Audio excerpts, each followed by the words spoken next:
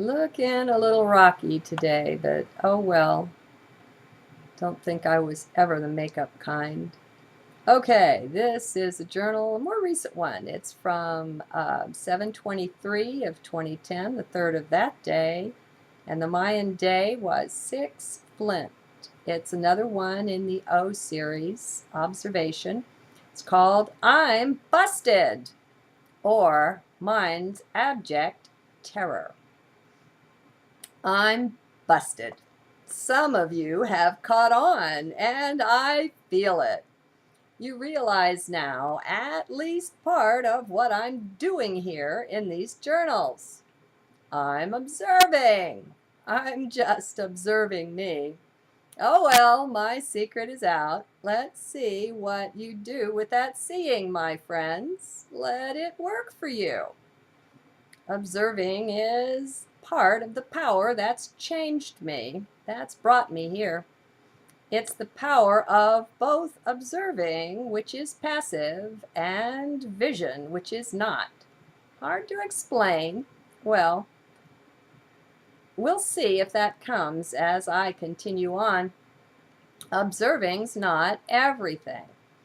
At some point, we even go beyond the observer, but that's not right away. Observing is wildly valuable. Of all the things we've done in this life, observing may be the most valuable once we learn what it really means. I'll refer you to the last journal, among others, for discussion of that, of the how and the what, and as usual, links are in the transcript. Observing is mighty.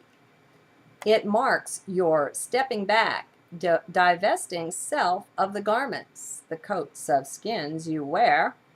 Well, from the most important one, the stickiest one, and that's the mind. That's a tough one to disrobe from. It sticks close like a wetsuit. You have to be determined to take it off. Yep, mine sticks like that. Then, what this also signifies is that you've faced some fear. Mind has fear enough to scare most away from ever getting this observing thing right. Mind thinks mind can do this. Well, it's wrong, but until you can step back far enough to spot this, mind will take you in, will confuse you, will play charades, will play like it's that.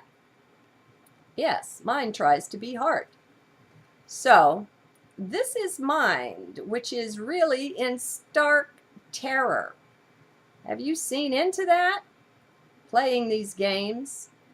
Mind is every bit as frightened as are the Illuminati to lose its game, its power over you. Mind has been in charge, you see, for quite a few lifetimes now. It's not going quietly or easily, my friends. So I'd caution suspicion. Stop trusting your thoughts. Start suspecting the mind. Word to the wise should be enough. Centering in heart will do all of this for you, you know. It's nice to know these things, but not strictly necessary. You could come on them yourself. See, here's the open secret. You know all this stuff. Actually, there's not a thing in the whole cosmos I could tell you that you don't already know. On the within, of course, not consciously. That's the resonance thing. That's what makes the inner bells ring. What you see or you hear on the outer connects with what's in there. You feel like you know this stuff, don't you? Well, you do. Sorry to tell you that, but I'm not so brilliant. You know it all too. That's why it's such a funny game we play down here, the 3D game. Though we all know, quite literally, everything deep within, We've made this agreement to forget all of that. Just enter in blind. We're crazy, you know it? Flat out nuts. But that's what we did high up there in our higher awareness. So we're stuck with it here. Now, that's one way to look at it, of course, the disempowered way. Yeah, that's right, the poor me way, the victim way. Start spotting the victim consciousness in yourself. We pretty much all have some of it. Just observe. Don't edit, remember, just watch. Give yourself freedom to just be. Relax a little. Quit criticizing and bullying you. Just let be. Okay, now for another way to view things, another perspective. Step up into that higher being that you also are. You are that, my friends. Well, how about owning it? Take it on.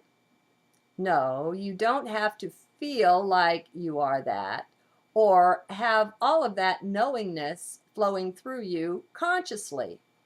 Can't you imagine? Enter heart and do that. Just imagine that's you. When you do this, and from heart, mind you, you make the connection with that. You open the gate so that can flow through to you. You own that. You give it permission to be by accepting that it exists and that it's also you. Do you see? This is use of free will. This is opening doors. Now, be on the alert for mind, because even if you're watching for it, it will still get a zinger or two in on you. Mind is wily and subtle, and with fear as a motivator, it's mighty creative as well. Mind will try the charade game again, try to pass itself off as your heart, even your higher self. Mind will try to do anything not to lose. So just be alert. Mind has a different vibration. You'll be able to sense it soon. Mind's like a little kid, really.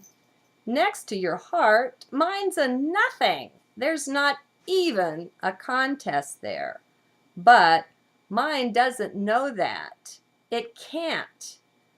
To it, this is a fight for its very survival.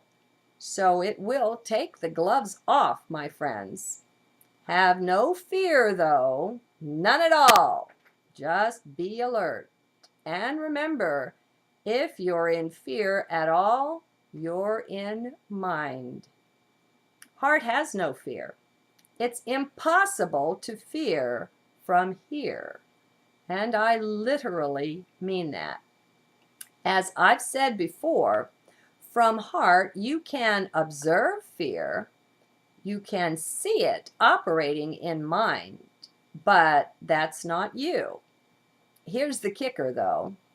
If you see the mind's fear and then identify with that, you take it on. You just got ejected from heart. Know why?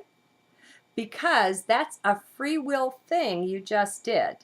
You chose to identify with fear. You took it on. Well, as long as you're doing that, you won't be entering heart, or you won't stay there, or even